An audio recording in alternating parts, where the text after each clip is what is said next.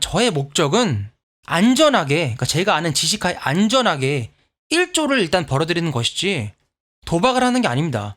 모르는 분들이 그냥 볼 때에는, 그러니까 지식이나 지혜나 철학이 없는 사람들이 볼 때에는 와 미친놈 그냥 전재산에다가 돈까지 빌려가지고 대출까지 받고 거기다 스탁론까지 얹어가지고 주식해? 주식이야 그 변동성만에 미친 거 저 새끼 미친놈이다라고 생각할 수도 있지만 저는 반대예요.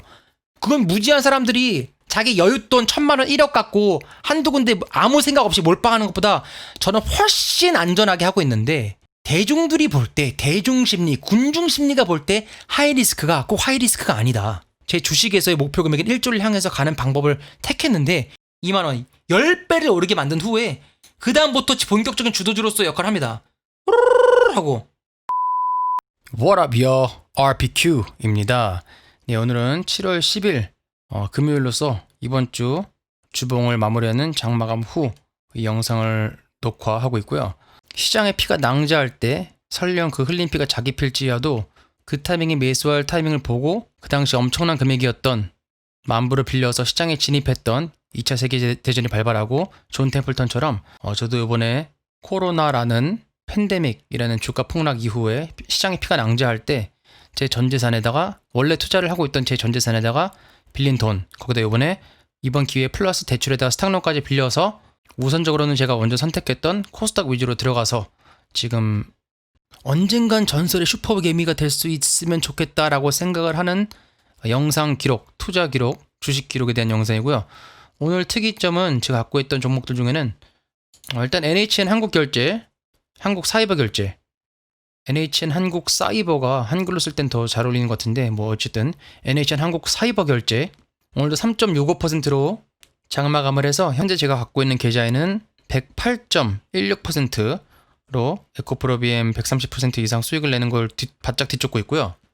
그냥 간단하게 NHN 한국 사이버들 결제를 제가 선택한 이유와 저의 목표가를 말씀드리면, 제가 항상 말했던 저의 주식에 접근하는 우선순위 0순위에서 볼 때 가장 중요한 가격과 대화하라. 일단 저는 월봉 먼저 본다 그랬죠. 월봉이 통과하면 그 다음에 주봉을 보고 일봉을 봅니다. 간단히 봤을 때 코로나 팬데믹이 여기 3월 요때쯤이었고요.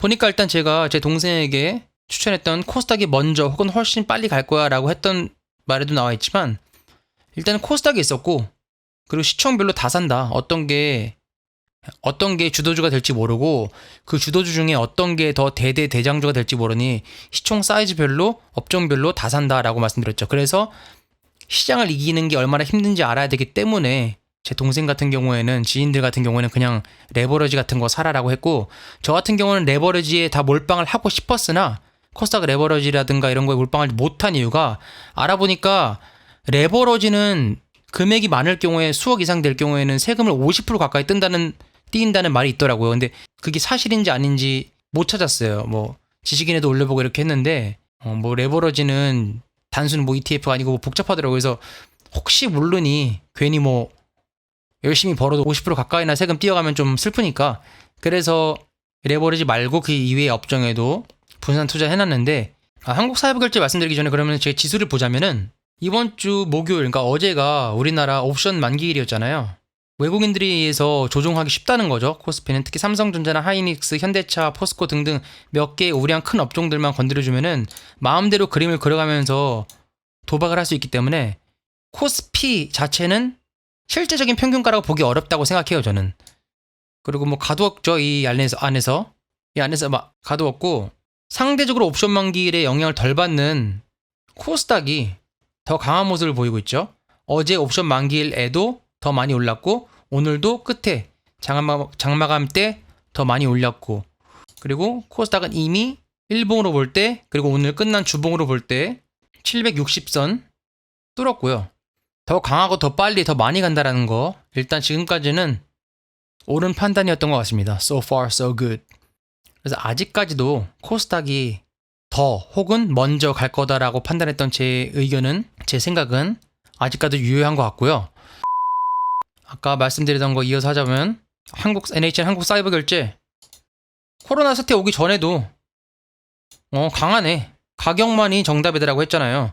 7천에서 35,000, 대충 7호 35, 5배 정도 수익으로 살짝 사람들 눈 벌게서 들어오게 살짝 만들어 놓고 허탈하게 오랜 기간 동안 1년, 2년, 3년, 4년, 5년 동안 털어주면서 쌍바닥 만들고 슬슬 올라오고 전고점까지 올라온 상태에서 코로나 사태로 빠졌는데 요거밖에 안 빠졌어? 그리고 코스닥에 있어? 그리고 코로나라는 핑계로 사용하기 딱 좋은 언택트 관련 종목이야? 딱 좋다라고 해서 들어갔죠, 여기서부터. 그리고 시간이 좀 지난 다음에 보니까 세더라고요. 이미 전고점 빨리 뚫어버리고 해서 더 넣어서 평단가를 맞춰서 현재 평단가 28,627원 28,000 대충 이 정도에 맞춰놨죠. 저는 평단가를 3월 17일부터 마침 또 NHN 한국사이버결제 같은 경우는 운 좋게 17일부터가 완전 바닥이었네요. 17일날 장 시작하자마자 샀으니까 진짜 바닥. 와, 이건 진짜 우연이었네요. 제가 NHN 한국사이버결제 다른 종목은 17일이 바닥이 아닌 종목들이 있었는데 NHN 한국사이버결제가 진짜 최저 바닥에서 사기 시작해서 이건 우연입니다. 아, 내가 완벽한 저점 완벽한 고점을 골랐지라는 사람들은 다 거짓말이에요. 그냥 우연이에요. 저도 여기가 마침 우연히 바닥이었던 거고 여기서부터 보초병 보내고 보니까 세네, 예상 맞았어. 더 추가 매입해서 평단가를 여기에 맞춘 거고요. 계속 가니까 팔 이유 없고요. 저의 목표가는 대세 상승장 때 주도주 업종이 어떤 식으로 가냐에 대한 연구했던 요 오른쪽 위에 있는 영상에도 제가 말씀드렸지만 거기 주도주의 특징을 보시면 알겠지만 저는 최소 올라가는 기간이나 올라가는 속도를 또 봐야겠지만 대중들의 심리와 일단 저는 최소 7만원 그리고 아마 7만원 가도 팔진 않을 것 같아요. 지금 올라가는 파동 보면은 파동이 왜 중요하냐 차트쟁이 새끼야 라고 생각하면 전 차트를 안 보고 가격을 본다 그랬죠. 가격과 대화할 수 있다는 거랑 차트를 본다는 거랑 약간 다른데 파동을 무시할 수 없는 경우는 많은 사람들이 파동을 보고 파동에 따라서 움직인다면 그 자체로서 영향이 가는 거죠. 그리고 파동이 1파, 2파, 3파, 4파, 5파가 보통 나오는 이유는 그 정도 기간에 그 정도쯤 올라야 사람들이 눈이 돌아서 벌게져서 들어오니까 심리 때문에 파동이 중요한 거예요. 차트 때문에 뭐 파동이 중요한 게 아니고 사람들의 심리를 보기 위해서 저는 차트나 파동을 봅니다.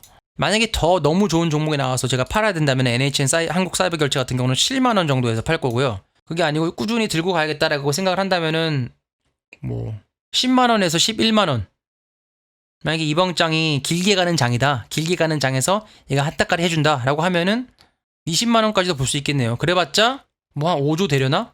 코스닥 뭐 10위권에 놀려나? 뭐 그 정도는 충분히 할 수 있다고 봅니다. 왜냐면 나머지 업종들이나 나머지 종목들도 다 같이 올라가주기 때문에 네, 그 정도 보고 있고요. 오늘 보니까 몇몇 바이오 제약이 올라가는데 제가 갖고 있던 것들 중에는 뭐 메디아나가 15.14%로 올라서 예전 같으면 상한가죠. 지금은 30% 상한가지만 그전에는 15%고 그전에는 12% 그전에는 10% 뭐 아마 이렇게 했던 걸로 제가 아는데 메디아나는 제 계좌에서는 현재 33.06%의 수익률을 보고 있고요. 바이오 제약에 대한 제 의견은 다다음번 영상 중에 곧 올려드리겠지만 주도주 중에 특징 중에 하나가 신규 상장되거나 재상장된 업종이 많다. 메디아나 상장된 지 얼마 안 됐죠? 월봉으로 보더라도 제가 항상 먼저 보는 월봉으로 보더라도 이 정도면 가격심이 다 뚫었다. 가격심이 선 긋는 게 뭐가 중요하냐 이게 아니고 가격과 대화를 해보시라고요. 여기서 샀던 사람들 이 사람들의 심리 이거 원금만 오면 팔아야지 원금 회복 보면 되면은 이라고 생각해서 이쯤이면은 나갈 사람들은 다 나갔다. 어느 정도 가벼워졌고 4월 즈음 보니까 세네 6,000원에서 638 3배 가까이 오르고 저의 평단가는 여기에요. 16,000원 16,007원인데 여기에요. 세다 라고 해서 여기서 잡았고요. 이쯤에서 계속 사모았습니다. 12,000원 정도까지는 떨어질 거라고 생각을 했어요. 그리고 올라가는 거 확인하고 더 샀고요. 그래서 평단가를 16,000원 정도에 맞췄고 여러분 항상 내가 여기서 잡았지 이거 다 거짓말입니다. 대충 적당히 잡으면 되는 거예요. 여러분 무릎에서 파서 어깨에서 팔라 그러잖아요. 대충 무릎에서 사서 올라갈 때쯤 대충 어깨에서 팔 때 언제냐? 찍고 내려올 때쯤. 왜? 올라가는 도중에는 어디가 머리인지 모르기 때문에 머리를 찍고 몇 개월이 지나서 어깨였구나라는 게 확인될 때쯤 팔면 됩니다. 인내심을 갖고요. 주식의 수익은 머리가 벌어주는 게 아니다. 엉덩이가 벌어주는 것이라 그랬죠. 인내가 벌어주는 겁니다. 가만히 앉아서 꾸준히 평단가 여기서 16,007원에 맞춰주고 가만히 있으니까 아마 여기서 가까이서 아까 제가 말씀드렸지만 여기서 샀던 사람들의 심리는 대충 다 나갔을 거고 최근에 샀던 사람들 뜨내기들, 쉽게 말해서 장 떨어지는 거 보고 이거 푼돈 좀 벌어보자 하고 또 왔던 뜨내기들은 요거 못 견뎠을 겁니다. 어디서 샀든 여기서 생각해보세요. 17,000원 꼭대기에서 사면 아이고 미치겠네, 17,000원 언제 오나, 남들은 다 가는데 17,000원 왔으면 대충 팔았겠죠. 아니면 아이고 끝까지 갖고 있어보자라고 했는데 거의 17,000원으로 또 떨어져. 자기의 투자 철학, 자기의 주식 철학이 있고 확고한 기준과 잣대를 갖고 있지 않으면은 보통 사람들, 뜨내기 개미들은 이미 떠날 사람들은 다 떠났다. 여기서 바로 계속 갈 수도 있고 뭐 눌렀다 가거나 다시 한번 내려오고 한 2번쯤 정고점까지 왔다가 다시 원금 회복 심리 주고선 다시 17,000원까지도 빠질 수 있고 모르지만, 제 목표 가격은 주도주의 특징, 10년이 넘게 주도주만 드립답한 제 입장에서 봤을 때는 코스닥에 있고 시총 작고, 저는 최소 60, 40이 최소 4만원 봅니다. 그리고 아까 말씀드린 것처럼 장이 얼마만큼 가냐, 또 어떤 그림을 향해서 가냐에 따라 다르겠지만 뭐 6만원, 7만원도 가능하다고 생각을 해요. 옥석을 가려야겠지만 어떤 바이오 제약이 진짜 10배짜리고 어떤 게 20배짜리면 어떤 게 5배만 갈지 저는 모릅니다. 제가 항상 말씀드렸잖아요. 모르니까 그냥 시총 사이즈별로 다 산다고요. 존 태플턴처럼 빌린 제 전재산에다가 돈 빌리고 대출까지 받아서 상록까지 받았는데 그거를 뭐 도박처럼 메디아나야 무조건 메디아야만 해 해서 몰빵하겠습니까? 절대 아닙니다. 안전하게, 기본이죠. 업종 분산 투자, 그리고 그 업종 내에서도 다시 저 같은 경우는 시가총액 기준 분산 투자를 하고 있어요. 자, 그리고 제가 저번에 말씀드린 주도주의 특징 중에 하나, 왜 또 시총별로 다 사냐 이유 중에 하나 말씀드리면 뭐냐면은, 제가 주식에 접근하는 우선순위 0순위, 주식시장은 현대 새로운 지배계층들의 양털깎기 시스템이라고 말씀을 드렸잖아요. 그거를 0순위로 철저하게 두고 접근을 한다, 바라본다. 그렇기 때문에 주도주들의 특징을 보면은 광고용, 즉 미친듯이 올라서 몇 년 동안 큰 시가총액 큰 업종 중에 누구나 알게 만드는 뉴스를 통해서 광고로 주식시장에 들어와서 양털깎기를 해야 되는 목적을 위해서 어떠한 업종의 대대장주가 가지만 그 중에 작은 업종들도 결국 나중에는 다 간다. 상대적으로 덜 갈 수는 있어요. 그래서 저는 시가총액별로 한 업종이 주도주라고 판단되면 다 산다는 겁니다. 예를 들면 현대미포조선 거의 100배 갈 때 120배부터 사실은 120배 간 건데, 물론 이렇게 말씀하시는 분들이 계실 거예요. 아니 무슨 100배냐, 여기 더 바닥 있지 않냐. 여기는 코스피, 즉 대세 상승장이 아니었어요. 제가 항상 말씀드리는 주도주 특징 중에 하나가 뭐냐면은, 주도주가 제일 업종들은 지수 가기 전에 미리 갑니다. 아무도 모르고 모두가 똥값이라고 할 때, 그리고 사이즈가 커진 다음에 쭉 빨아 올리면서 지수를 견인하죠. 이렇게 코스피 자체는 2005, 6년부터 본격적으로 오르기 시작했고, 물론 이때도 올랐지만 바닥을 친 후에 이때는 견인할 수 있는 사이즈가 아니었잖아요. 코스피에 등재되어 있는 몇천억짜리 회사, 몇천억짜리 업종들로 코스피 전체를 들어올릴 수 없으니 슬슬 가격 올려줘서 장이 본격적으로 시작될 때 이미 사람들이 볼 때는 너무 올랐네 라고 생각이 들 정도의 가격을 만들어 놓은 후에 2,000원에서 2만원 10배를 오르게 만든 후에 그 다음부터 본격적인 주도주로서 역할을 합니다. 하고 최대 2년 반, 요건 조금 더 갔네요. 거의 3년 가까이 말아 올리죠.